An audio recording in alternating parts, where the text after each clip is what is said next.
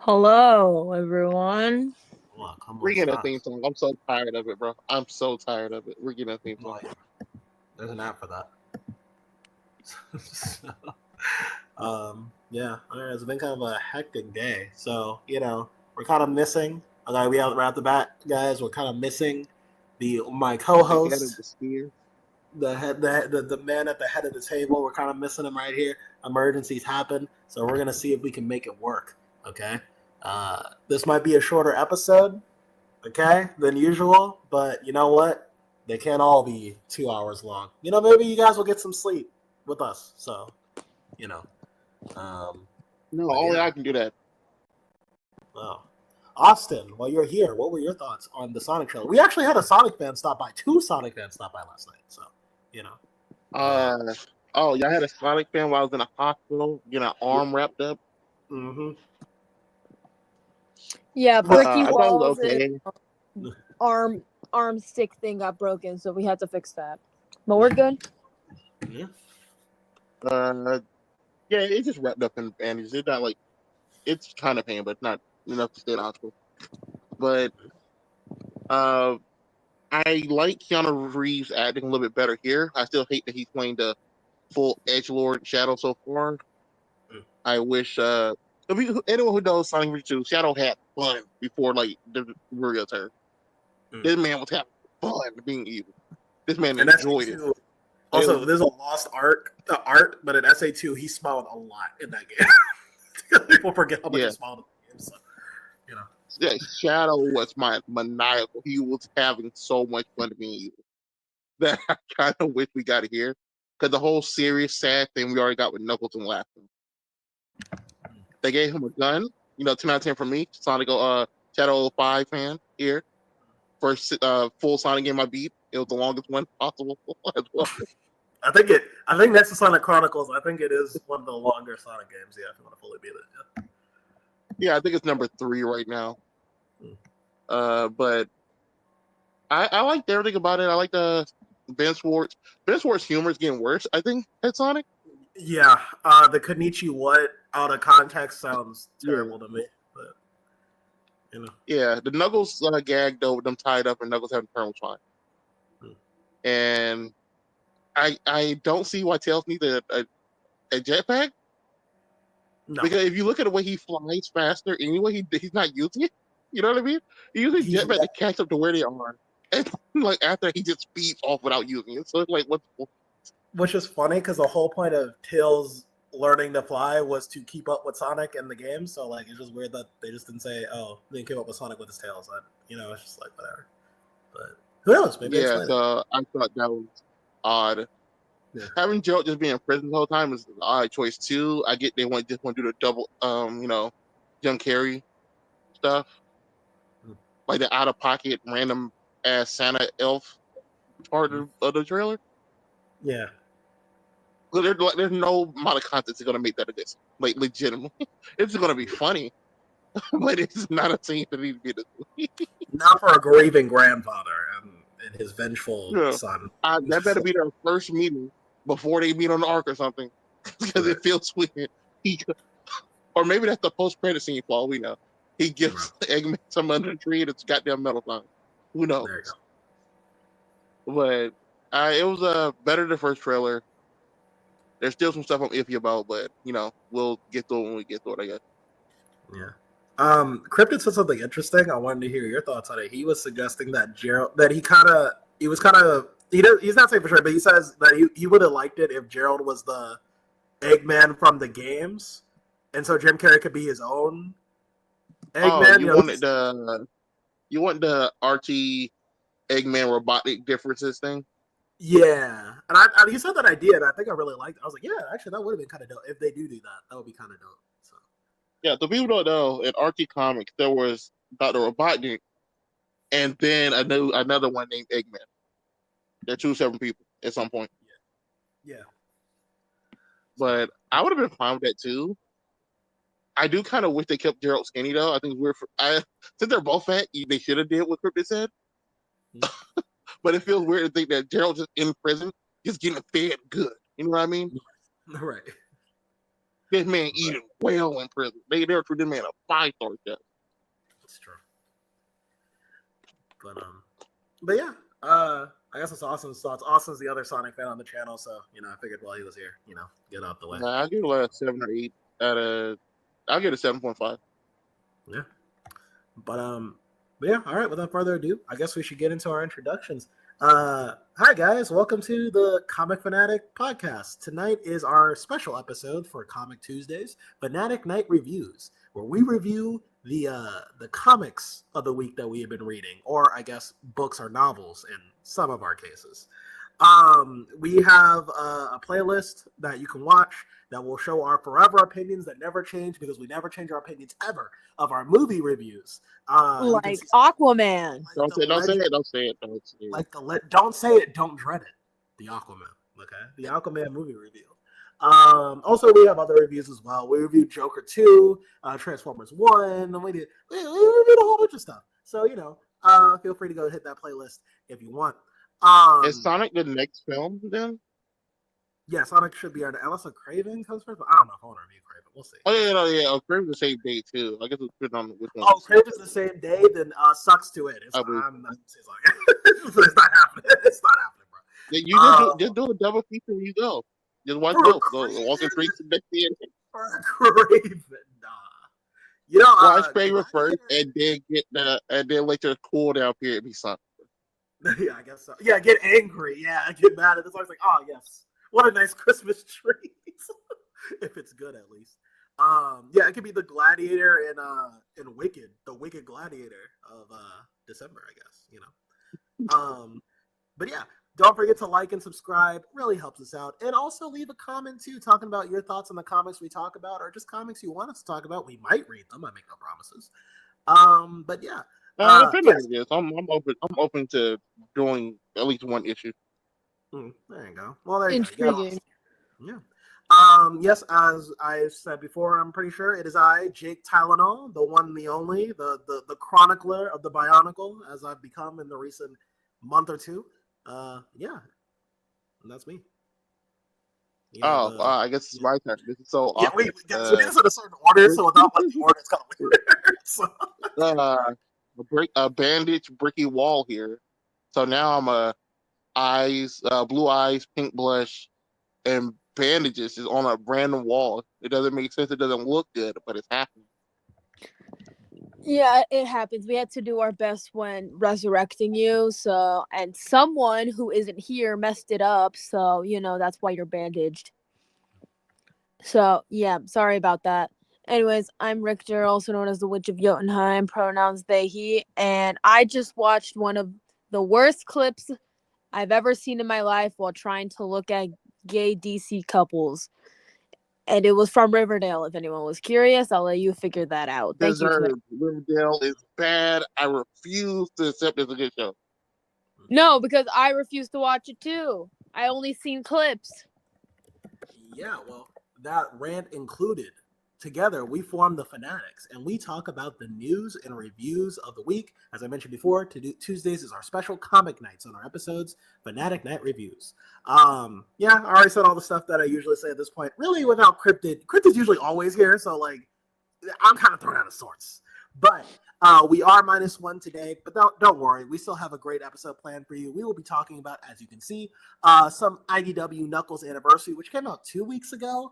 I didn't feel like reviewing it at the time, but I guess, to fill out the space, I guess I will review it. That's why he has a cover on the... That's why he's on the cover, patting a small child. If you look at the picture. We also have TMNT. Of course, we have our beloved Avengers Academy series returning back to and we also are continuing the Bionicle saga as we enter the pre-teen phase of the Bionicle lore. All that said, feel free to follow us on our social medias, which, let them know. Well, yeah, obviously, follow our socials, because you could subscribe here first and press that little notification bell as well. It should still look like a bell, if I'm correct. You can also follow us on Twitter at ComicFanatic69, where we do post the links to the episodes. Practically 98% of all the episodes, you can find the links on there. Because sometimes I'm not there to post the links. So I'll post them whenever I can. Which But does their best. yeah, it's just like some of the ones that I'm not able to be there automatic, like the post automatically. Yeah, then those get posted later. But besides the point, if you don't want to follow us like as a collective, you can just follow me on Twitter at Witch of Jotun with an E instead of a U. I do post things on there sometimes, but sometimes I just like to look at things on there. Don't worry about it. You can also follow me on TikTok and Instagram at witch_of_Jotunheim. I do post lots of things on TikTok and then also on Instagram. I might post some art later. I don't know yet. I have not decided. Yay. You can also follow me on Tumblr and Blue Sky as North Star Aria. I'm trying to post on those two more, so stay tuned for that. And yeah, if you want to find Mr. Bricky Wall, he literally told you what he looks like right now. So yeah, you can probably figure out how to find him. And if you want to find Jacofer, tell the audience where you are at right now. Currently, I'm following the Toa Metro on the road back to Metro Nui. I'm sorry. We just left Matanui to go to Metro Nui. So we're Even he can't keep track of it, y'all. That's all on the listen, story arc he been goes going back on and like forth, back and this. forth. But listen, it's not about the destination. It's about the journey, the friends that we make along Our the way. town is about to be known for 50% Spider-Man and 50% Metro Nui. Yeah, there you go. But yeah, all right. Ready to get into it, guys? Yes. Okay. We're gonna start with Knuckles' 30th anniversary. So I know this is the year of Shadow, but Sonic Team didn't forget Knuckles. They just put him in the back seat. So this is the this officially became the year of Shadow and Knuckles. This is Knuckles' 30th anniversary issue. I wasn't really interested in reading this at first because it was like I don't really I'm okay with the classic Sonic stories in IDW, but they don't really lead anywhere. So I rarely find myself eager to go back and see what happened. Like I thought it was a cool thing when they first did it, but then I was like, well, these stories don't mean much to the main storyline going on, so who cares? This is written by Ian Flynn, and I was actually pleasantly surprised. There's a sentiment going on online, even from Ian Flynn haters, that he struggled that he well not everyone likes his interpretation of the modern cast. The classic versions of the Sonic cast is exactly kind of where they want them to be. And I think this book highlights why people feel that way. So the Knuckles 30th anniversary plot is basically Knuckles is kind of reflecting on his life as he always does anytime we start a Knuckles adventure. He's always like, "Oh, I'm the last of my kind." Da, da, da, da. And then he thinks about how during their last adventure at the time, this was during the events of Sonic Superstars, he ran into another Guardian. As you can see on screen, this would be Trip. I think she's like a dragon or something. I forgot what her title was basically. But Trip. Knuckles wants to ingratiate her into being a proper guardian like he is because he knows what it's like being the last of his kind, and also the only hope for the world. Only when he tries to teach Trip, he finds that he realizes that these two couldn't be more different from each other. And so hilarious hijinks ensues. I think Trip, the way they do Trip in this story, I think on her own, she could have easily been kind of just another throwaway, happy girl who gets sad very easily type character. But I think pairing her up with Knuckles of all people instead of Amy, like in the game, was a very smart decision. I like the way that their characters bounce off each other. Again, these two could not be more different from each other. How Knuckles tackles being a guardian is not the same as how Trip does. And while Trip has a lot to learn in her own right, that doesn't mean the way that she does things is inherently wrong. She's brave and she knows when she has to step up. Another piece of lore that we got introduced in this is that Trip is actually not the last of her kind, which I think is hilarious because Knuckles came in being like, with the whole like, I get it, kid. I know what it's like to be like you, to be alone and to not know your place in the world. And she's like, my grandpa's like right over there, and so is like my entire village. So like, I don't know what you're talking about. And so I like that bit of dialogue as well. I also like how this issue reflects how Knuckles handles relationships at this point in his life, as a stark contrast to how he acts in the modern era. We get flashbacks to Knuckles hanging out with the other crew, like Sonic, Amy, and Tails, and he kind of, well, not intentionally, he does come across as kind of a bully. Like he does, he makes Amy's kind of scared of him in one of their outings. And Sonic's just typically just like annoyed with how brash he can be. And he kind of belittles Tails' feelings when he finds out that Tails is scared of lightning. And as Knuckles reflects this, he realizes that like the way that he acts is not really healthy to like a good friendship, like a healthy to like a to just maintaining the people in his life. But that doesn't mean that he doesn't have his soft side, which also gets shown in this issue, how he does rectify those mistakes shortly after. So he applies that same lesson to Trip. Like when he first starts with Trip, he's not really treating her right, but through remembering how he and his friends interact, he finds a better way of trading Trip, which is basically the gist of the issue. I did kind of like that. I did like that little big brother vibe that he has with Trip as the issue goes forward. I have a question. Yeah, what's going on? Is Trip the little one that's hugging Knuckles right now, or is that someone else? Yes, okay. That's yeah. Thank you. Yeah. I do like this issue. Again, the only problem I have with it is that these stories tend not to go anywhere. Because the main story once again is in the modern series. So we rarely see follow-ups to these stories whenever we go back in time, which is kind of annoying. And I know Ian Flynn is just doing the job that he's being tasked with doing. I'm not sure how much of a say he has in like, for the 30th anniversary, we should do a modern story, or on the 30th anniversary, we should do a classic story. But I'm gonna give him the benefit of the doubt until I ask him on the podcast, and just assume this is just something he wanted to do. And I guess it does stop Trip from being a throwaway character. There's a chance we may never see Trip in a game again because we're not getting more classic games. So I guess having a story that does flesh out her character and what she kind of is like can only be a good thing, I suppose, since it's a one and done.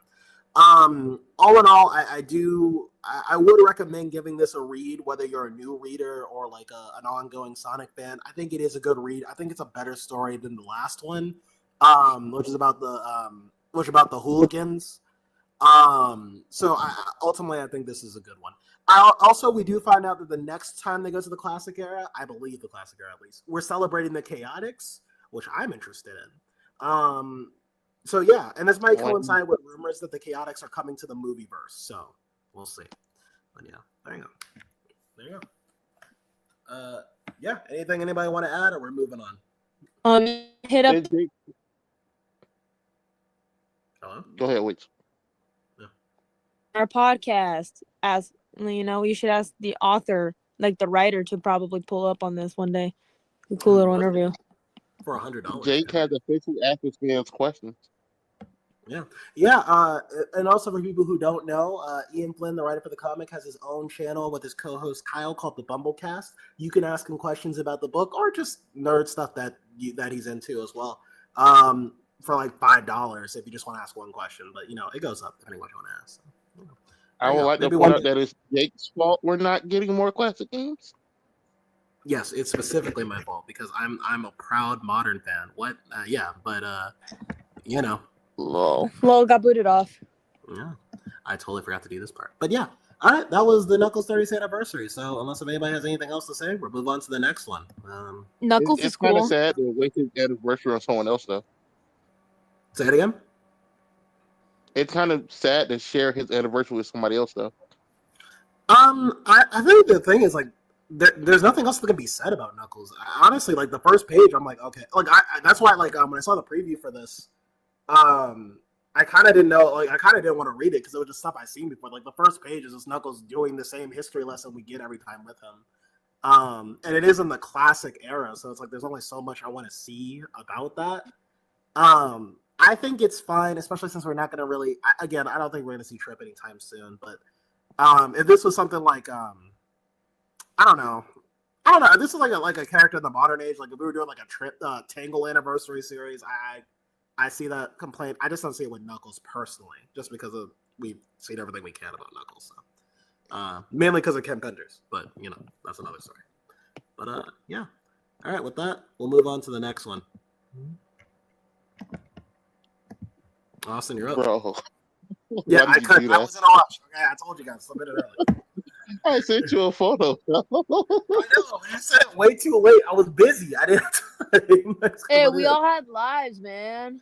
Yeah. I So, sent them as soon as I possibly could. there you go. What you gotta do is start asking us like Thursdays to start sending pictures. That we gotta Just do gonna now. Like right send it after Monday we night. read something, we start sending pictures. Yeah, send it Monday night. But it is what it is. Well, so what's the story we're talking about? We're talking about Phoenix, number 5. So people don't know because I don't think people are reading this book. Well, people read this book, but not us. On a side note, Marvel been killing DC in sales, bro. So anybody who keeps saying DC comics are better than Marvel, it hasn't been like a few years now. Even Yeah, Batman's not in the top 10 right. That's how bad it's gotten. that's what Ooh. we're on the absolute timeline right now. In the top 10 was Wonder Woman and some else. Mhm. But Phoenix number 5. So people don't know this book has been reestablishing what Jean Grey the Phoenix is after that bullshit Krakoa era, which stated that the Phoenix is now all life in every human being and every little thing, anything that ever exists. As a result, they made one Scarlet Witch's power, the power of chaos magic, the opposite, the yin to the Phoenix's yang. So all creation and all destruction. Which is why Scarlet Witch is so powerful and her limits are, no limit. As they keep going out their way to tell us every time something happens. But we meet Eternity, who's been wrapped up in clothing. He's not just a naked man anymore. He kind of like a mummy. That guy. When they kept talking about, look at this new entity, it's just Eternity. Like I said, Oh, okay. uh, y'all had to look it up for yourself. He looks cool. He has a cape with like the universe on the inside and stuff instead of just his naked body. But What's he's wrong with trying his to naked convince body? me. This is a grown man. Yeah, but he's also a He is. cosmic entity. Who cares? Yeah, he has to cover himself. That's why the universe is so unprotected. Though anything just come in eternally. You have to wrap yourself up What if he for gets safety. sick? What if he gets sick by a cosmic space Yeah, virus because he was Oh naked? my ass. It's cold out there. Okay, well but he's like he's a universe. He's fine.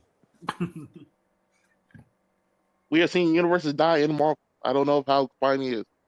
The He's point fine. is he's stronger than he's ever been, and he's more protected. Okay, let's not go too far in this man's wardrobe. But he's trying to explain to her, you're not just Jean Grey anymore. You're not the Phoenix anymore. You're everything, all life, and you need to accept that. Because as even though Jean Grey says she accepted, because she keeps losing control of her power, because X-Men writers don't know what else to do with the Phoenix, she's scared to actually accept all the power. So Phoenix, the Eternity wakes her up. It shows her all life, all existence, all the cosmic gods, fighting, dancing, everything. You are creation itself. All life that ever exists is through you. So they do this dancing. Wait, you remember in Krakoa where they rarely had like Death Dance with Storm doing like the same pose as that, the same one. Cool. I don't know. It was just threw me off. The first thing I saw, I was like, oh, okay, that's awkward. So I tried to see Scott's girl. You're not Wolverine. This is weird. You ain't Scott. Imagine You getting ain't raised Logan. up What are by you doing Eternity here? himself. Try to imagine Eternity himself showing up to risk you. That's crazy to me. Well, you gotta look But presentable. basically, he's giving her a pep talk. I didn't do the last issue on this channel, but she was fighting Gore the God Butcher and getting her ass whooped. So Eternity just showed up, kind of be like, "Hey, yo, you need to embrace your full power and become a cosmic entity because you're making us look bad. You're Wait, embarrassing us." when did Gore come back? Gore technically never really died. He just basically the all black. The sword is him now. So long as the sword exists, he exists. They revealed Okay. this in King Thor number 5 like a few years ago, and then he showed up in, like every now and then. Oh. Every now he showed up in everything but Venom, like the King in Black. That's fucking That's what I'm weird. saying. Like, I never even heard Right? him in the biggest event with the sword. I was like, what? Huh? I didn't know it was a thing. No, no, he's pretty cool, but he served his purpose, and now every writer wants to write him, and it just overplayed him now. But they can't do it anymore because now Jean Grey is all creation. Jake, she grabbed this man by the throat and turned this nigga into a star. Oh my god. Dang, Gore He's an Star. actual star. I saw it coming, so I tried to rush past it, but she said it anyway. But which said it? Gore the star. Nah, Gore the star man. Gore He's a Star. star man. Core star. It- but she balled him up, turned him into a star for another galaxy, another system. But just like always, the Phoenix, this scares some people. It scares the Council of Galactic bullshit, as we like to call them. But the Galactic Council, headed by what's this guy's name? We Uh, don't know. the purple dude, Mohawk, Gladiator. I met Is his a voice gladiator, a actor. scroll. Oh, you're talking Oh, about really? Was he nice? Oh, go ahead, Butch. What was it?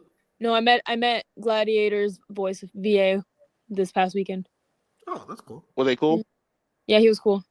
All right. I, Shout out I to that made guy. I made the bird people joke and he thought it was funny. Yeah. But this isn't just the Shi'ar. That's why it was hard to remember simply. It's him. It's Oh, the basically a shit. representative for all the major it's basically a representative from all the major people in space.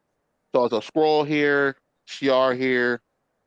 I think one is for a person that kind of like Thanos. So I guess he's a Eternal or a Deviant or something. There's a horse here from who people don't know. There are horse aliens in Marvel. One of them is That's one what of like Beta Rebel is. 9 Black Bolts. No. Raider Bill is not a horse alien. He looks He's the like a thing that horse. got experimented on. Why he got experimented on. That's why he looks like that. But that's not how his people look. Oh yeah. There's an I mean, he actual looks like it. two-legged. There's an actual two-legged horse people, and Black Bolt is married to one of them. He had 9 wives.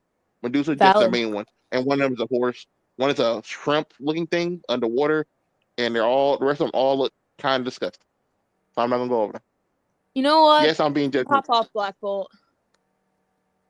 He doesn't like them. He just marriage Still did for it. like Game of Thrones type thing. Yeah, Still did it. marriage is convenience.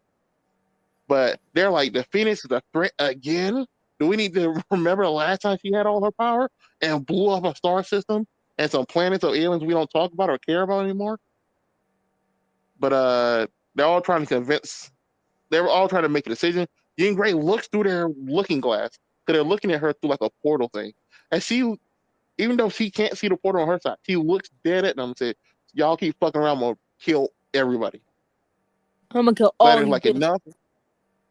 He lasers up the thing. He's ready to fight. But then this book takes a sharp turn. The gladiator stops the portal. We get cut to Jean Grey, and she's getting harassed by a girl. She's like, "Oh, I had a perfect life until you showed up and killed my people." She's like, "What?" And he's like, "Well, you didn't kill my people. You could have saved us. You could have stopped." I believe Pericus was like this other cosmic guy. He doesn't matter. Yeah, you don't even know. But he basically a Thanos wannabe guy, and Jean Grey's like, "I wish I could. I wasn't in control of my power then." Basically, she just beats the brace off the girl for the rest of the book, and it's kind of funny. But the main point I want to talk about, though, at the end of this book, they're like, man, we got to beat the Phoenix. We need to recruit somebody to be the new leader of our council. And we're going to trust the one guy you can't trust. We're going to trust Thanos to be the leader of the Galactic Council. And What? Thanos is the leader. That means he's in charge of the Shi'ar, Skrulls, everybody. What? At least Why? like a major part of them. I get it because he's the only person outside of, if I remember last year, they named 5 people who can beat the Phoenix. Right now it's Galactus, Thor, Scarlet Witch, and like 2 other people who not on Earth. But Thanos was one of them. Thanos is a bitch. So I never told him that. I like that he's a bitch. I ain't gonna lie. I He like he that his motivation is just simping. I think it's fun. What a lovable bitch. The idea that the greatest threat in the universe is just trying to get his nut off is just kind of funny to me. I'm not gonna lie. and here's the thing: if I like, at least he's not out here like assaulting people like his brother. So I will give him Yeah. that. At least But he's that's all not he gets Star from me. Fox. That's the biggest plus you can get. At least you're not Star Fox. No matter how much Marvel wants to rewrite his story, I like Star Fox is a great guy or something. He's nice, terrible. No. Thank goodness. Yeah. He's Yeah, so not now Star Thanos Fox. is. We got to kill Star Fox again. We have to. I know they brought him back for Judgment Day. AVI, no, XVI or whatever the fuck the event was called. Yeah, And I hate him. I hate him so much, but audience. He's such a bitch. Thanos being here changes a lot. So people don't know Thanos was I think last time he showed up he fought Hulk and was losing technically, and then he got knocked out. But him being here changes everything on the cosmic scale. In issue 2 of this book, I believe she beat the Black Order. Thanos' children in the movies. Y'all remember that?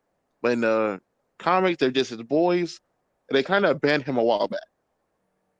It's But just I the think this boy. is going to lead to it's basically what Thanos and his boys, bro. I kind of miss when they're all just running together in Infinity War. Infinity. That was a great book. But it kind of feels like we're getting back to that. I think this book does a great job explaining the cosmic side of Marvel. Each issue, because we haven't really had a cosmic book. What I want to say like 5 years. Even we do like Guardians of the Galaxy doesn't really explore the cosmos anymore. It kind of just stopped the random threat you already know about.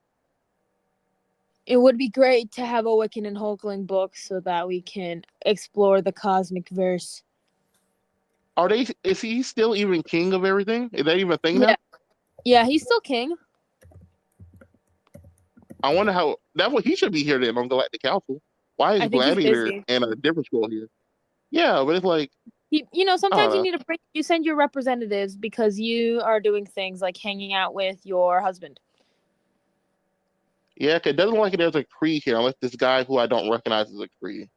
Then I guess that would be fair. Yeah. Sometimes you But just get representatives to go do the things you don't want to do because king stuff is boring. yeah, but Thanos is back. He's back in charge after his own solo book. A lot of people were disappointed with this run. People just wanted, as we call it, they just wanted a Cyclops Jean Grey book. You know what I mean? Down to Yeah. earth, let these cities to do stuff. But a cosmic book of what Marvel needed. I don't know if it had to be the Phoenix, but I'm glad it kind of is. And that's all I'm Fair saying. enough, honestly. So, any other thoughts? Not really. No. Sounds like I I mean, heard that they keep changing the art every 2 seconds. Is that true? we got Yeah. some great art. We got some great art here. So, you know, that was pretty good. I am Phoenix. Yeah. I have died 50 million times. Like me and Quentin Oh yeah, Quire that are reminds fighting me. to see who's died the most in the Marvel universe. That reminds me. I really need them to go back to the bar with no names and have the villains like set up a betting pool of what heroes are dying and when they're coming back. I would like to see that in comics. I just wish And, it was a and then there's gonna be another bet that goes on to see who's died more, Jean Grey or Quentin Quire. Ooh, I had a story cooked up. If I ever became in charge of Marvel, I have a story cooked up addressing people coming back from the dead. Bro. I just Oh, give me if I was in charge to write stuff for Marvel, I would bring a certain character back who hasn't no. been here for 10 years. Have my story. If you Wait, die, you're staying dead. wait. To be fair, they are kind of addressing with the X Men, one of the X Men books. Apparently, the people who got brought back through Resurrection are getting like super sick and they might be dying again. Mm. Until a writer Obviously, needs this them. might not be a permanent thing. Yeah. Yeah, it feels like a return to the legacy virus from the '90s Not the to a legacy degree, virus. but we'll see how 90s. that goes. yeah. Oh, '90s, But '80s, I don't remember. The virus that died with Colossus. Good to know. But Deathstream is just doing But his own thing, so he's fine. That's just part of his mutation. yeah, I really feel like they need a book where Mister Deathgate goes off about everybody coming back to life and messing up the cycle and all that other stuff. But we'll say that for another day. Yeah, yeah. another day, another time. All right. But Anyways, all right. With that said, I guess we're moving on to the next one. yay! Avengers Academy number 21. A hero. So, fun fact, this isn't actually based on any of the members of the school. This is a story about Arnie Roth, who is Steve Rogers' childhood best friend. Then what the fuck is the point? Well, we're getting to it. Oh, Jake, okay. All This is right. just an Arnie story. You're gonna have to wait till the end of the episode. I'll let Okay? you cook then. I'll let you cook. Get on the grill. Thank you. Jesus. Anyways, we start on the Lower East Side in 1939. A long time, like once upon a time, you know? So we see these hooligans. I'm calling them hooligans because they're looking like hooligans. You know, white boys in t-shirts and pants You know and the drill. and bats and batons and shit. You get the idea. Hooligans. They're chasing after Steve Rogers, puny Steve Rogers, specifically puny Steve Rogers. You know? And but don't worry, who comes to his rescue? It's his bestie, Arnie Roth. Yay. Everyone say yay. Who? Arnie Roth. What? That's not Bucky. Don't fuck. You I don't forgot. fuck. Oh wait, no. Uh, Yeah, that's right. In the movies, Bucky was a childhood friend. In the comics, Bucky was a child. That's Yes, Bucky was a child. right. Right. Yeah. Yeah. So basically he's protecting Steve with his own version of a shield with the trash can lid because I get it. You know why not? You gotta do what you gotta do. But guess what? The hooligans are gonna start hooliganing. Is that a word? I don't think that's Yes, a word. it's also copyright because Sonic has a team called the Hooligans first, so I want to copyright them. So, Okay. Well, guess what? They try to beat up Steve. But Arnie's like, nah, nah, nah. I'm Stevie's an artist. You gotta appreciate some culture over here, and beats them up. You know, and the hooligans run away. You know, so slay, slay. And guess what? They hang out in the alleyway where they almost got beat up, right. and you know they're just chilling. They're just chilling. They check up on each other. It's great. And you might be wondering who's narrating this story. Well, you're gonna have to wait and see. I Okay, thought it you're gonna was have to you. see who's narrating the story. It's not you. I'm reading it out, but I'm not the one in the story narrating it. Oh, okay. Yeah. So Steve tells Arnie up because he got hit by the hooligans, and so they go back. They're gonna go on their way home. But guess what? Arnie's making dinner, making brisket, and guess what? A new Two Gun Kid comic where he fights Dracula in this one. Oh my god, Jake! Just like the movie that the kiddos watched. Yeah. A callback to a past issue. Oh, I kind of want that movie to be real. I need Two Gun Kid to pull up in one of these movies one of these days. What if he only has one gun? I'll be very. Then he's not Two Gun Kid. He'll be One Gun Kid.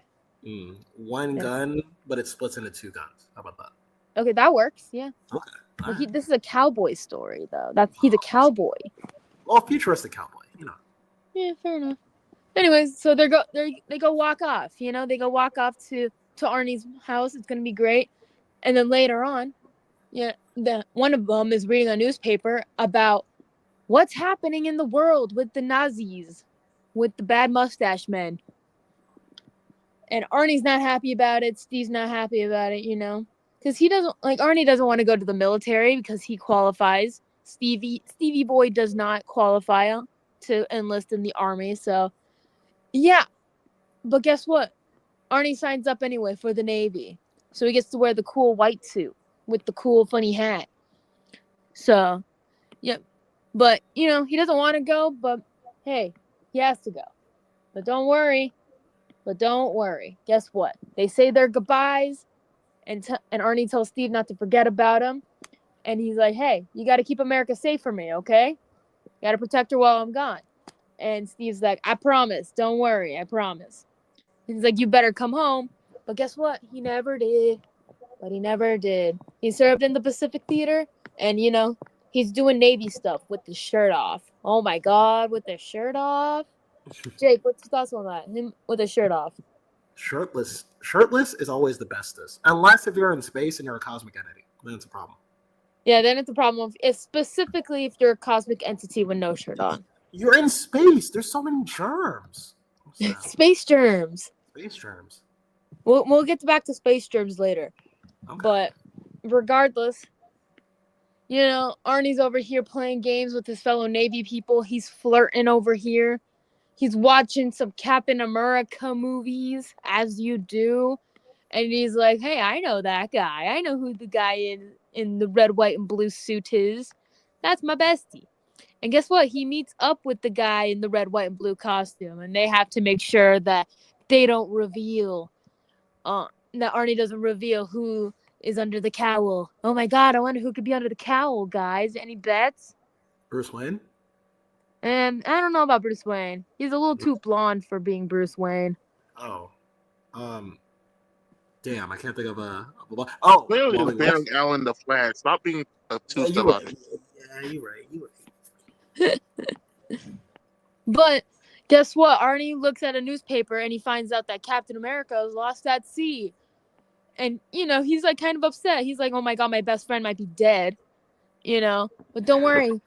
His buddy old pal who's in the Navy, he goes to check up on him, make sure he's okay. But guess what? Arnie is still pretty upset. But but apparently he pulls a Bobby Drake after his dad dies and, starts canoodling with his buddy in the Navy. And I mean canoodling. And don't worry, they won the war. They get back to the U.S. They're having a gay old time. I don't know what the fuck that sound was either. But guess what? Guess what? Arnie gets a blue ticket, which means he got discharged, but neither honorable or dishonorable, and gets no benefits. Like, what the hell is that about, huh? Like, he wants benefits. Yeah. And, like, Arnie's like, what do you mean I get no benefits? And the guy is like, you know why. And it's like, if you're smart, you'll stay quiet about it. So, yeah. You could probably guess. You could probably guess what he meant by that. If you know, you know. But he made a new home in San Francisco with his buddy Michael, that's his name. And they're having cute couple times. And guess what? They find out that Steve is still alive, y'all. Oh my god, Steve is still alive. Jake, how are you feeling with Steve being alive? Wasn't he always? Kind of. He's kind of alive. Isn't the American spirit never dead? I don't know. How do Cryptus, you know it's Steve? You may have seen this because he 4 foot man, and then seeing a 6'6" dude. And I'm like, that's my best friend there. He realized it when he was masked. don't Because worry about it. he That's all I sees have to say. Don't worry about it. he sees the spirit of America inside his eyes, and that's how he knows. Okay. Yeah. Also, Cryptid's not here tonight, Jake. So I don't know. I'm You taking his gotta let me place. know. But anyways, they meet up. They're like, "Oh my God, Steve, do you remember me? Like, it's been a hot second." And they freaking catch up because it's been years. You know, Arnie's over here living the best life that he can, and Steve's over here. He just got back out from ice. So obviously, one of the first things he decides to do is go see if his best friend from childhood is still alive. How old is this guy? Old, old enough. This was probably like back in the day. I think I don't remember exactly when Arnie Roth was introduced, but I know it was at least a couple decades ago. I can tell you that much. I don't remember. No, Google no. is free. I mean, if he's alive when Steve got ice, that's like 70 years. Yeah. Well, regardless, Arnie's canonically dead. Did you know that? He's canonically dead. No, Well, now you know. He's been dead for a while. Anyways, yeah, they go to Zerk. the funeral of Arnie's love, Michael, who he claims that he was his roommate. Which, okay, bestie, roommate, got it. We all know. But guess what? We cut over to a scene with the Red Skull and Captain America. I wonder what they're doing over there. And the lady who's also there, I'm not gonna get into who she is until later. She's like, "Behold, Father Arnie Roth, the captain's dearest friend, and a deviant and degenerate." And so basically, they kidnapped Arnie Roth, put him in like this clown suit, and make him sing a dumb song, you know. And he's like, he doesn't want to do this, because no one likes the Red Skull unless you are a Red Skull fan. I don't know, you tell me. But guess what? Arnie is killed by the Red Skull, and yeah. But not like, but yeah. The Red So Skull kills another man. yeah, the Red Skull kills a gay Jewish man. Just letting Again? you know. Yeah. Sorry about that, y'all. I hate to break the news to you. You know? And so the Red Skull punishes the lady, who's dressed in all black with the gold jewelry, you know? And basically he's like, you couldn't break one soul. I'm dying over here, wench. This is how the world will remember me. And so yeah, we find out that the lady in black is apparently Red Skull's daughter, allegedly, so that's not fun. But guess what? As the ages passed in recent era, because we're now in the modern era, can you put the next picture up? These The one people picture you are got. old. What Jake, put the the next picture up, fuck? please. Yeah, don't worry about it. If, We'll get to it later. if that's she, that makes her like 60. This bitch is You- old. Yeah, This he's been around. He's been around, kind of. So, Captain America decided to erect a statue of his best friend. You know, because Whoa, pause. pause. Yeah, give Austin some time to figure this out because apparently he did some googling. Well, there you go. He did Yeah, the fact check. yeah. So, a statue of Arnie Roth was, was put up outside of a community center. So that's two queer characters in Marvel Comics that have their own queer centers for named after them. North Star did get one too, just letting you know that now, but he didn't get a statue until he died one time. But I don't think that's still around. But don't worry about it. You know how superheroes are. Anyways, so Steve promises to make sure that no one forgets about Arnie. You know, he makes that promise. And then we see some people just chilling out in a park. One of them kind of looks like either Novar or Tommy, which I know it's not either of them. But guess what? Some ghosts don't die as easily. And we see that Miss Cherry Crane is coming to you live and basically spewing some hateful nonsense, being like, hey, go to this statue and let's do a peaceful protest, you know. But knowing how a lot of homophobic conservatives are, it's not going to be a peaceful protest, besties, because I know things, you know. I know how things are. She might put on this sweet little front, but trust, she is not sweet or little. She is a bitch. So you see the people with their guns, their American flags, their bats, you know, and they all stand outside of the Arnie Roth Community Center in front of his statue. So that's where the issue ends. Yeah. Thoughts on the issue so far? Well, it sounds like an interesting time. But yeah, I guess I will be curious to see Cryptid's thoughts on it since it goes back to Captain America's day. You know damn well Cryptid's not giving a shit about this book. That's true, but it is what it is. No, but I'm pretty sure he likes Arnie. I'm pretty sure he said something about that before. Yeah, but he's not going to give a shit about this book specifically. Yes. He might buy this one issue though. He might read this one issue and that's it. That's all you get.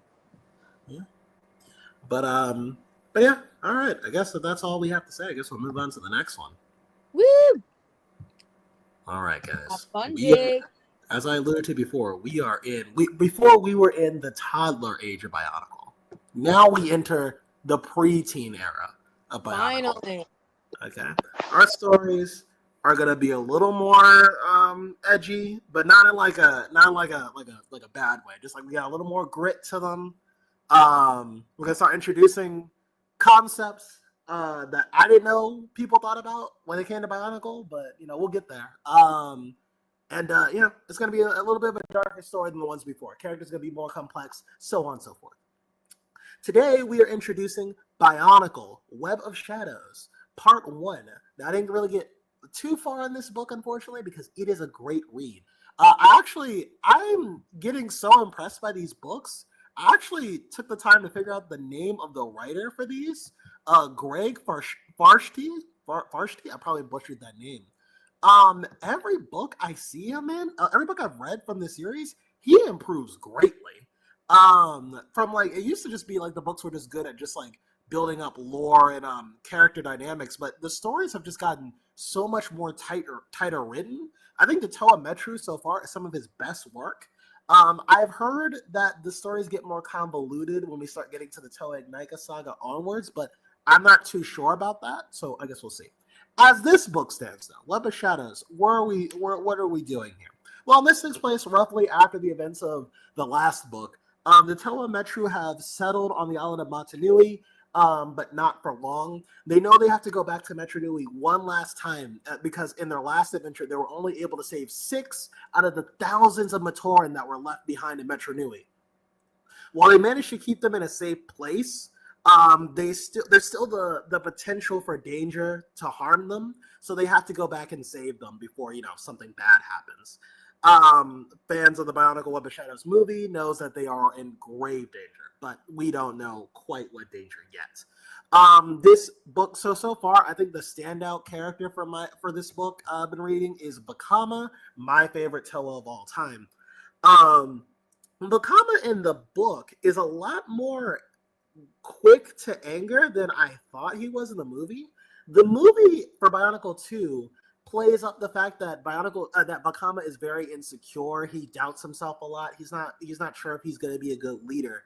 And in the book, that was the case. But up until this point, Bakama is now being way more assertive.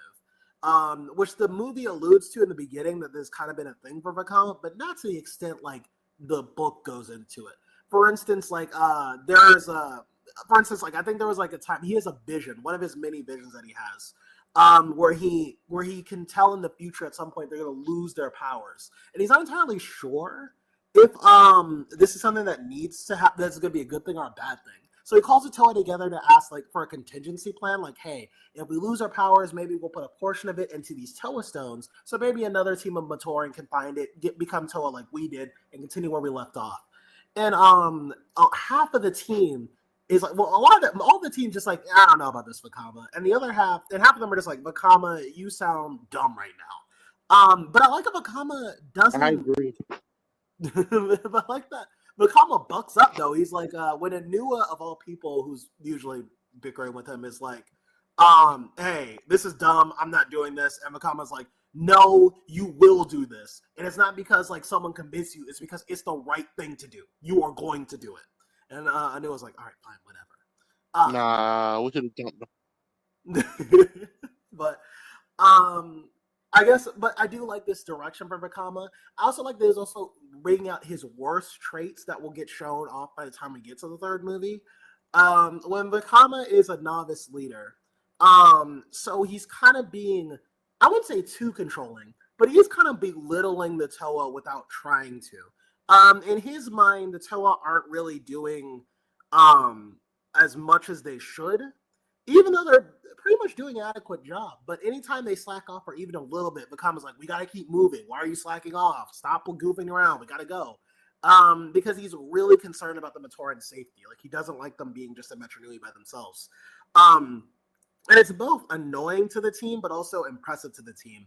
Nokama, as usual, is a sympathetic aide, trying to make sure that his mental well-being is okay. But Vakama is pretty much like listen, we got to get this done, and then I'll be calm. We also get, also doing an amazing job in the Telemetry series. We get more things setting up the future.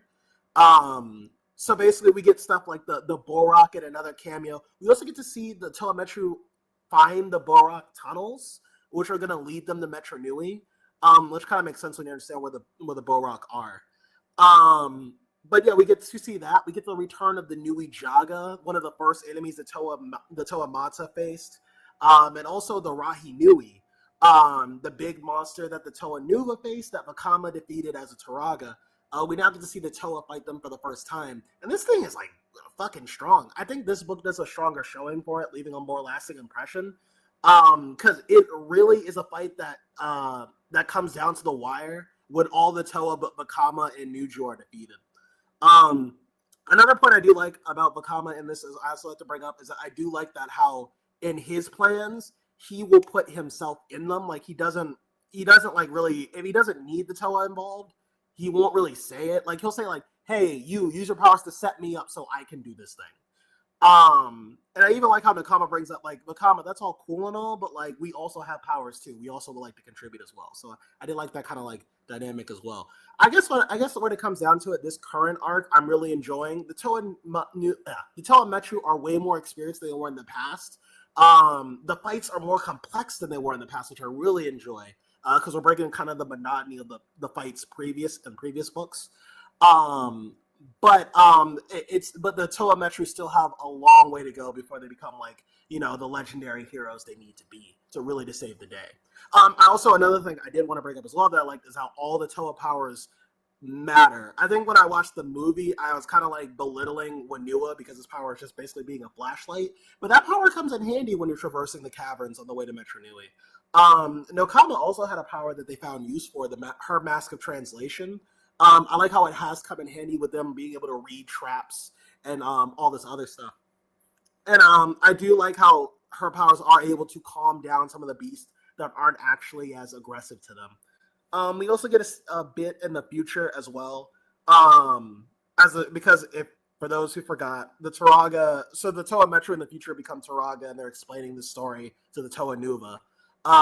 We do get some information from the future talking about how hard this story is to tell. While the original story, like the one we did in the last book, was a difficult story. It's nowhere near as difficult as the hardships they went through during this section. So I kind of like the foreshadowing here, how even just like, and we'll get to in a bit, but when the Hordika get introduced, we do get a tease of how painful of an experience, how humiliating that experience was for them. So I do like the Bro, tell them foreshadowing. about spoiling stuff, man. Listen, I'm just setting up the future because if you watch the movie, you know what's gonna happen, but you know what we're getting to. But you know, um, but yeah, Bionicle Web of Shadows is I think it's actually kind of one of the Bionicle series is increasingly becoming one of my favorite books to read. Again, I'm not gonna speak for the whole series. I'm only speaking for what I've read so far. And you can really see the improvement in each book. Which when I read someone's writing across the board, that's what something I always love to see. I'll always give props to writers like who do that. But yes, if you want to read the book yourself, you can read it on Crosswired Geeks for free under the Biological Chronicle section. I'm pretty sure you can order it at Amazon if you want to support it, but Lego isn't supporting Bionicle these days. Um, but yeah, can't wait for more. Don't throw There's away your always money. That's a black hole right now. Don't do that. well, yeah. But yeah, I can't wait for more. I'm really interested to see how it gets to the movie. I also want to preference we might be on this story a little longer than normal because I know for a fact the movie and the book. This is the first time the movie and the books completely diverge. While the overall plot happens, there's some big narrative changes that make the movie kind of irrelevant when talking about the story as a whole. So I will review the movie separately, but it will not supplement chapters of the book like the last review did. So yeah, that's Please, unfortunate. baby Jesus, take me away from this place. But Please get me out. listen, we're after we get through this, there's no more Metro or Matanui for a bit. So we'll get to the Toa Saga be on a completely different island. But we have to get through this first. So, yeah. That's Bionicle Web of Shadows. Highly recommend. Greg, you are a good writer of dialogue and a good character maker. So, yeah. All right. Well, that was Bionicle. Unless there's anything else anyone else to say?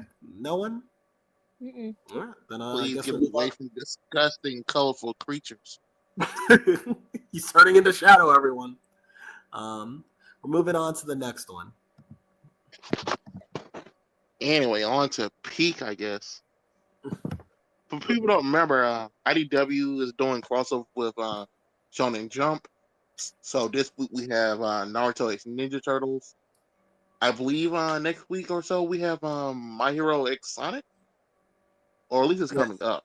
I think it might be early January. And we have one more, but I don't remember what it is. I don't think they told us that yet. But this whole thing is weird. Like for some reason, Kakashi opened up his bingo card, and it's just April in there. But his mission is to take April to another city. Obviously, it's implied that he wants to meet up with people. They get going on their journey. this book does not start in the leaf. We don't see like the star dimension, but Kakashi is just in New York.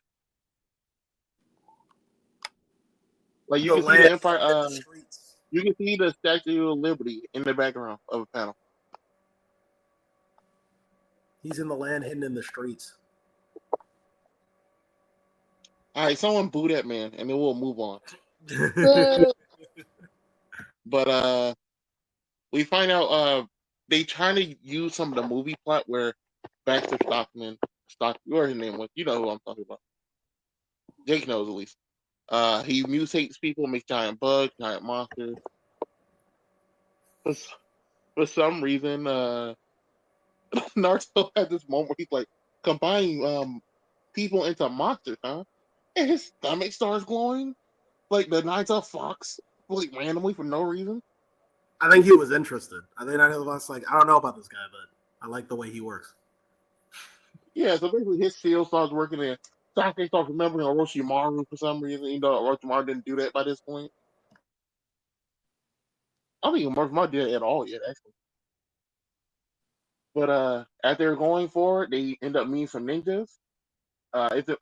Oh yeah, Jake, they did a full ninja version of Flip Pen. So they already were kind of ninjas, but now like full Naruto style.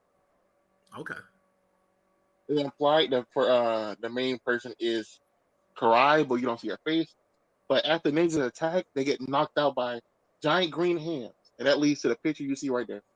Out of curiosity, do you have any other pictures? No, I don't think I do. I don't think I have them. That's fine. I just wanted to make sure. Yeah, I mean, I have the one of Mikey but himself, but that's about it. So the other one, Mikey beating on Naruto. no, it's just a PNG of Mikey in this universe. That's all. Oh well, it's fine. As you can see, this is the turtles' designs here. They look like that, but don't want you to know they're turtles while looking like that. I don't quite understand what the point is because, like, it's the Naruto universe, and I don't really think they give a fuck. So, you know what I mean? I think they would only because how summoning works. I feel like you have to. Someone will force you to explain. Like, what the hell are you? This ain't the era of like technology where it's like, oh, someone just made turtles big. Okay. Yeah. But you get to see Splinter like, so you have teenagers with you. It feels so strange. It feels so weird. Hamato Yoshi, my ninja. Yeah, it feels so weird. But they're like, let Miss April go. You clearly kidnapped her. April's like, hey, yo, calm down. Calm down, everyone. Let me, I can explain. And he's like, oh, wait, actually, I can film this. And it's like, bitch, you're about to let these people fight to death and you were record it? You were I'll terrible. stop This is terrible. I just want to see what happens. But people don't know, yeah, because I didn't clarify. In that photo you see there, the dark skinned lady is April. I guess they're continuing that branch of visualization, I guess the best way to say it. Yeah. I think this is probably her best darker skin look. I like it from what I see. But to be fair, I think this is the only time we ever got her fully as a teenager as well. Usually she's a kid. That's true. But this is probably my favorite design for it. I didn't want to say African American because they don't actually clarify in this book, and they change this up all the time now. He could be African, for all you know. You don't know. Yeah, that could be a Jamaican woman for all I know. I'm not going to tell you. But the fight starts. Sasuke versus Leonardo, and obviously Leonardo ain't taking that shit, bro. Leonardo took his swords out too. Leonardo's about to murder this child. It bro, felt like they're posing on the Team 7 so hard right now, bro. And you know what's worse, Jake? What's up? Who do you think fighting Sakura right now? Donnie and Mikey. No, he's fighting Wrath. Why? Because Donnie and Mikey got to fight Naruto. This is pre. Oh, I guess Naruto isn't that good yet. I guess he's like, all right, like he's not the special yet. To be fair, for some reason they already gave Sakura her super strength. Oh, so this is so like there's no place in canon where this fits now. It's just a story. So we just have to take things for granted. Okay, all right. Yeah. Well, to be fair, the book start with Kakashi in New York, so I guess you are taking it for granted. I just like the idea that like Sasuke tried to leave the village and Naruto said, "Stop, please," and he was like, "Okay."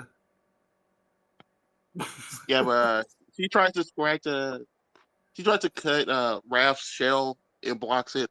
And she punches the wall behind him and everything shatters. He's like, "Cripes." It's like, bro, what? You don't say that. Cripes? Right. What the fuck? Who said His that? dialogue's the bang. Raph. Oh. Oh no. That I mean, Even then, not on Cripes purpose. himself isn't afraid to eat you. Like it feels weird. Yeah. I don't know, man. It's not a word I see anyone use. Well, on him. That's all I'm saying. Yeah. But Naruto started trying to show off. He's dodging. He's doing pretty good. He lets his shadow clones, but Mikey is pretty equipped to handle shadow clones with the nunchuck. And Donnie just didn't let anything get close to him regardless. Kakashi's fighting Splinter. Obviously, he tried to hit him with a lightning blade. He misses. Splinter does like a full ninja thing, like a full Naruto thing, and lightning shoots up from the ground. Hmm. I think he does one hand sign hard telling this image I'm looking at, but he didn't in Jutsu, like just straight up. So That tells me that the ninjas can. They just don't want to. yeah, to be fair, Leonardo's giving Sasuke that work. It kind of feels like the Sasuke versus Rock Lee at first, before he started catching on to Rock Lee's abilities. Raph starts mounting his combat, but him and Sakura are just dead even. So it feels like whoever wrote this didn't want to write Sakura accurate at all. I just don't want people to say she's useless, bro. I just don't. I don't want to That's perpetuate basically that. what it feels like. They're not letting Raph live or not letting her win either. It's like, we'll just stall. Naruto and Shadow Clone still trying to fight Donnie and them, but funny enough, he tries to kick Michelangelo's head. He sucks his head in because he's a turtle, and it throws Naruto off so hard that Donnie just smacks him and sends him flying off. I don't think that's And April Naruto's just fault. reporting off. She's a bitch. I I don't think that's Naruto's fault. I think that's a fair thing to lose to. That's I like a don't know. To win. be fair, out of all the weird times he even got caught off guard in part one, that's actually very bad. Yeah. If a guy's head just suddenly disappears, I'll be like, that way too. But I guess April's like, oh, I guess I'll stop recording enough of the fight after y'all done got beat up and bruised. Hmm. And then she finally reveals, actually, y'all need to stop. Everyone stop fighting. But Kachi says, fuck that. And he pulls out the Sharingan. And he rips off everyone's mask before they realize it. But isn't that Sharingan power? I don't know why they did it like that. Could they make it like he gets super speed? Isn't that a Like Rinnegan Kakashi, power? it's not a power at all. Oh. It implies that he turns on his Sharingan and he just runs past everyone to take their mask off. But it's like, bro, the Sharingan, if you do that, you're just moving it fast. Right. You're just wasting They're charge like, at you're this not point. trying to fight right now. You're not perceiving their movement. You're just running. Right. And it looks dumb. And that's where you get the panel where he's like, it's good to see you again. How am I telling Yoshi? Because apparently he knows Splinter as a rat. He could have been the third Hokage, but he turned it down. There's no point here where you be like, oh, he recognized the outfit he wore. Nigga, that's a rat. No, but he recognizes his aura. That's his aura, bro. If he says in the next thing, oh, I recognize your chakra, whatever. No, I mean his It's dumb. radiant aura. I mean his aura, bro. His essence. Not his chakra, bro. The aura of Hamato Yoshi. That's how the book ends. And if all the crossover stuff is just gonna be like this, out of continuity, just taking whatever they want from the story at any point, I'm not that interested anymore. I was kind of interested to see how they played around like the Naruto era stuff, but you're just gonna randomly bring stuff from other eras or change up character dynamics and like whatever it sees fit. Then I don't see the point. You know what I mean? It's not really a crossover as much as people like, in a sense. It reminds me of the So old like, what's DC doing a Marvel crossover? crossover. Everyone's out of character. It reminds me of the old DC Marvel crossovers where they just do like, this is in the same universe. Spider-Man and Superman, same universe. You know what I mean? Like that's kind of what reminds me. So to be fair, usually that they, okay, I get that, but it's like, man, this is the first comic anime crossover. I kind of want to see you try something in continuity. You know, because it wouldn't be canon, obviously, but I don't know. It kind of reminds me of like DC did the Ruby stuff, and it's Yeah. like, oh, Superman and them are too powerful for this world, so you limit them so much they don't feel like Superman. And when you bring them over to the DC side, it's like you're doing all this unnecessary stuff by giving everyone semblances, and half of them don't fucking matter. Yeah. We had like a whole conversation about like the extra powers didn't mean anything. So it kind of reminds me like that. And this makes me worry even more for the Sonic IDW, the Sonic My Hero thing, You know what's crazy? You because explain we this both said that Sonic's not a superhero. So right. how is that going to work directly? And now I think they're going to make him a more heroic superhero type figure. You explain this book made me be like, oh, you know what? The art. Oh, I guess also the art was pretty cool too. The art is pretty fucking dope for what I'm saying. But I think I'm like, you know what? This sounds fine. But I don't know how it's gonna Sonic is gonna translate to My Hero. That seemed like the weirdest thing. Like Yeah, that's Naruto like and TMNT is like fine, but this is weird. Yeah. So other than April, there's not really a lot of problem with this book. Once you say, oh, once you just accept it in its own continuity. But when you think about Sonic specifically and how I don't want to say misguided, but misused he's been, especially like with his characteristics and how much he's been changed over the years, I'm actually scared to see what Sonic they do. Because you know they're going to put Sonic into My Hero world. right. And I don't Yeah, think it's he's going to probably be cool. I think he's going to be a fucking poser. it's probably gonna be like some shit like, oh, over in South Island, those fucking animal people are over there. We gotta stop them or I something. would have tied it into, I don't know if you remember in My Hero, there's a giant blue furry lady that Vigilante Deku saves. Hmm? I will have her tie into it, where you find she's really from the South Island, and You know she what knows Sonic. you So know when what you everything do? gets bad, she calls Sonic there. You know what you do? You do SA2 again, but you have Shadow and like One for All. Like that's as like Gerald or something like Oh, that. he finds Shadow, like drinks him, they have him Yeah, destroy the world. yeah, Yeah, and you then know like that works. Sonic's like on the run from the Hero Association. Like him and Deku gotta team up. That would be kind of cool. So But long story short, this book's okay. This book's okay. The art is pretty good. There's a lot of stuff you just gotta let them have, and I feel like the way they're gonna explain it's gonna be bullshit regardless. But the art is amazing. The cover for the next issue looks great. It's Donnie and Chakra Cloak Naruto Part One back to back. It's pretty cool. But I don't know if I'll read the next issue. I don't know if I'll redo the next issue. I don't know how good it is. If the explanations make sense, I'll at least do it for that reason. yeah, I'm really kind of interested in how the turtle dynamics are gonna go. I don't know how much you can delve into Naruto because at this point Naruto's a kid, so he's probably in like his I'm lonely and I'm just acting out to get attention phase. So I just kind of I mean, the turtles don't really have any connection there because they're like brothers, but I don't know. Like, I don't know. We'll see. You know, They still know what it's like to be outcasted. I guess so. That is true.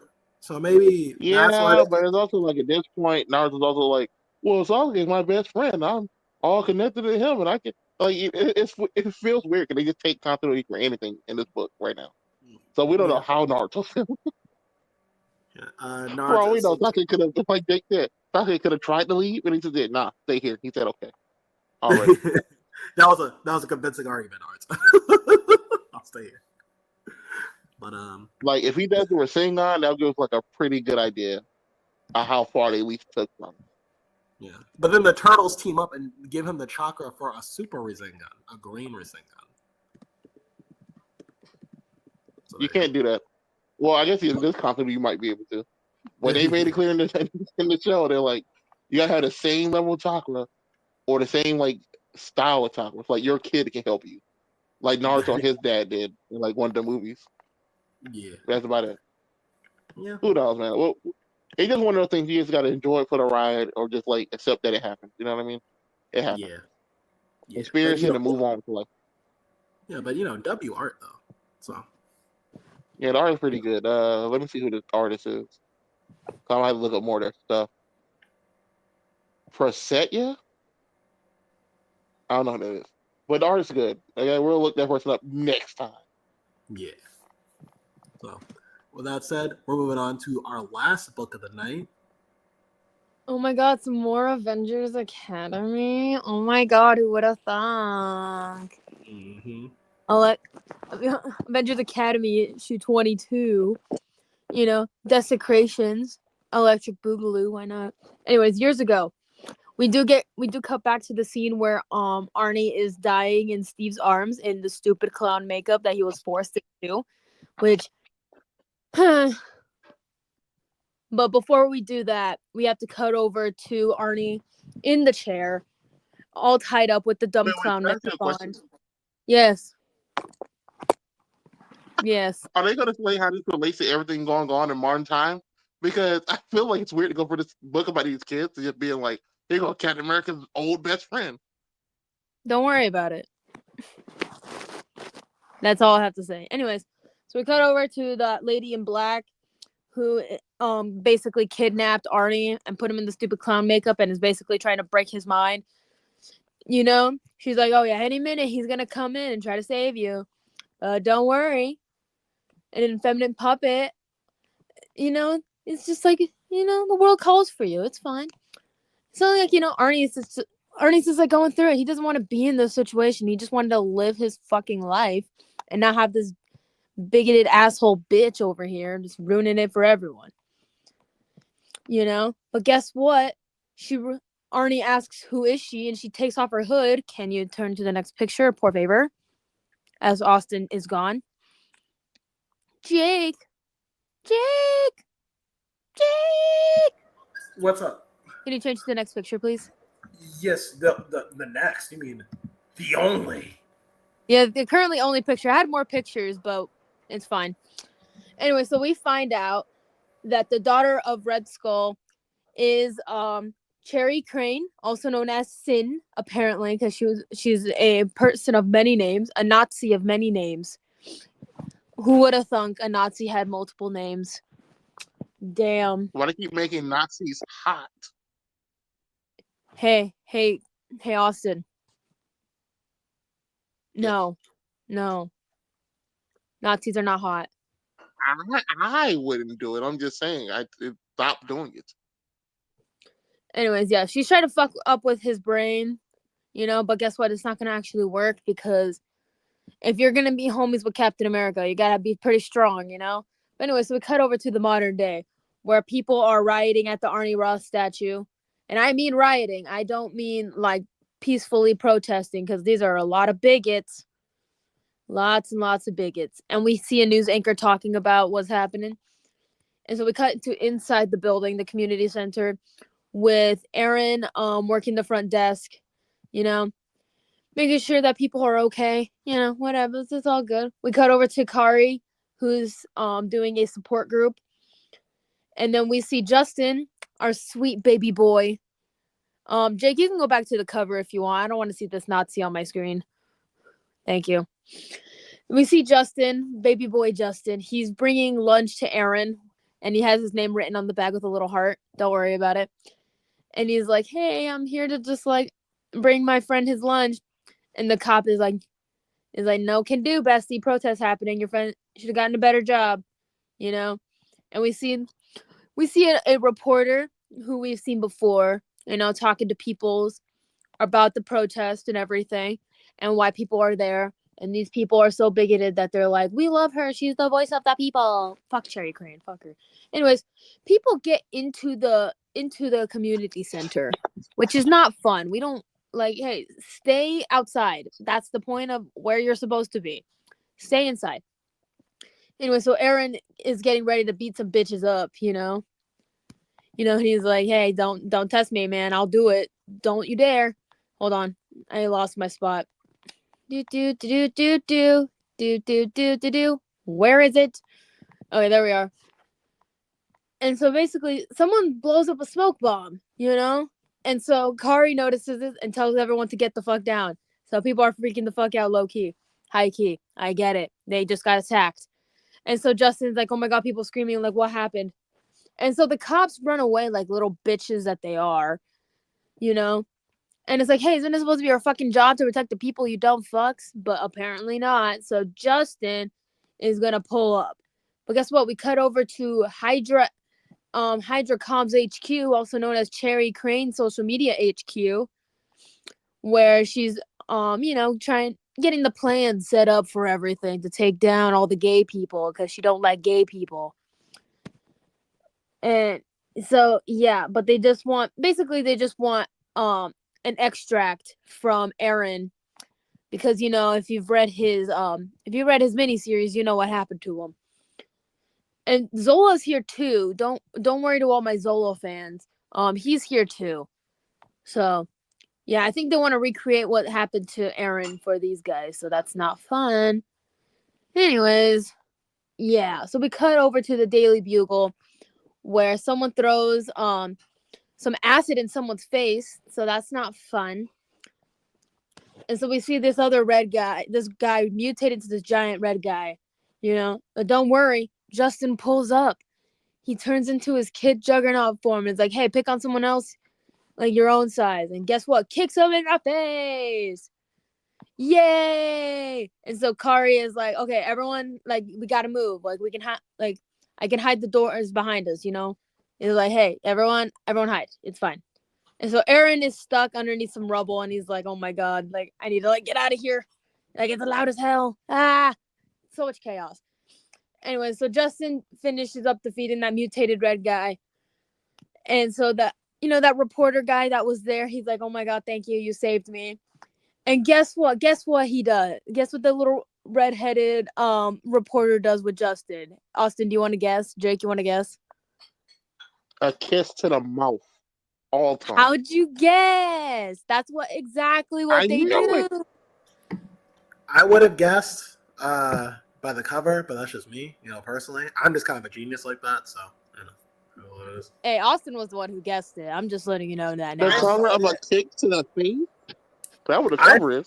I thought about it, and I think that's more valuable than saying it out loud. Okay. But anyway, so yeah, his camera crew is like, maybe we should like just pan away. Like, we're still alive, bestie. But let them have their moment because, yeah, let Marcus have his moment with Justin, okay? It's not going to harm anyone. But anyways, so Justin's like, my friend's still inside. Like, I need to go get him. And so Marcus is like, oh, yeah, I have to actually do my show. My bad. And so they notice that there's a chopper up, like, in the sky with the Daily Bugle logo. And Marcus is like, we don't have a chopper. So that's not fun. So we cut over to Sin. And she's like, well, father, you were right as always, while holding a red helmet that kind of looks like her father's skull. And she's like, sometimes the old ways are best. And no, it's not, bestie. Just letting you know that now. So Justin makes it inside and he finds Aaron and he's like, oh my God, are you okay? And Aaron's like, Justin, my ears, I think they got hurt. Like, I can't hear too good. Like, are you okay? And Justin's like, okay, we gotta get out of here. And so Aaron's like, no, like, we gotta help people evacuate, like, get them out. Like, I need to go change. I need to get my bag, my uniform, like, I gotta go do what I gotta do. So Kari's over here just trying to get people out, because that's what he does. Like, I never thought of him as a villain. I always thought of him as kind of like an anti-hero, more like a Robin Hood type of character in general. That's what I always thought that he was like. So I kind of like that. We don't get too many characters like this anymore. So that makes me happy. So, yeah. But unfortunately, Sin does pull up and attacks Kari and basically steps on his ring, cracking his ring, and basically grabs him by his shirt and looms him over the burning building. And they're gonna they put a noose like around Arnie's statue and they're gonna take it down. So I have to wait 2 more hours to figure out what happens. So any guesses on what's gonna happen next? We're gonna vote one of the Avengerites off the island. Okay. Captain America himself shows up, and we get a cool panel of the 2 Captain America tag teaming this person outside by the statue. And when he says tag team, he means like WWE type shit, like off the top rope, elbow drop. I mean, JJK type jumping stuff, right? They're gonna recreate the fight back meme in this issue. Okay, noted. Noted. I like everyone's thoughts here. I will read it tonight and I will let you know what happens. But I gotta do the dishes after this live. So I'll tell you in 2 hours. Is that okay with you guys? That's okay, but not okay for our audience because they'll have to know next week that those are great. Unless you guys follow me on social media where you could see me talk about it beforehand. We got special behind the scenes, special first looks. There you have it. We didn't even charge you $5 on a Patreon, so Exactly, because we don't even have a Patreon. we don't. But support us, and we might. So, Yeah, if we get enough subscribers, we might consider doing that. yeah, well, there you go. I mean, But, if you want to give us money, right. If you want to give us money, I'll send you guys my Cash App. But yeah, fake we'll gun slide to the your cash up in the chat. but gun to your head, give us money. You know what I mean? Or subscribe, like. But yeah, that Like, was it. like or dislike. I don't really care. If you don't like gay people, I guess dislike it. I guess. It gives us engagement anyways. Leave a comment, subscribe, turn on the notification bell, and just vibe with us. And yeah. Yeah. Yeah, but that's everything. So I think next week will be our usual Monday nights. Hopefully, we'll have our full team of fanatics back in action. Well, technically, we've never had our full team of fanatics. Yes, that is true. There was lore from the before time. Yeah, what he said. Yeah, from the before the time before time. But yeah, okay. I guess that means we're out of here. So thanks for Yeah, well, stopping. see you guys next week, or whenever we'll talk to y'all's. And yeah, have a good night, audience. Yeah, later. Bye bye. Bye.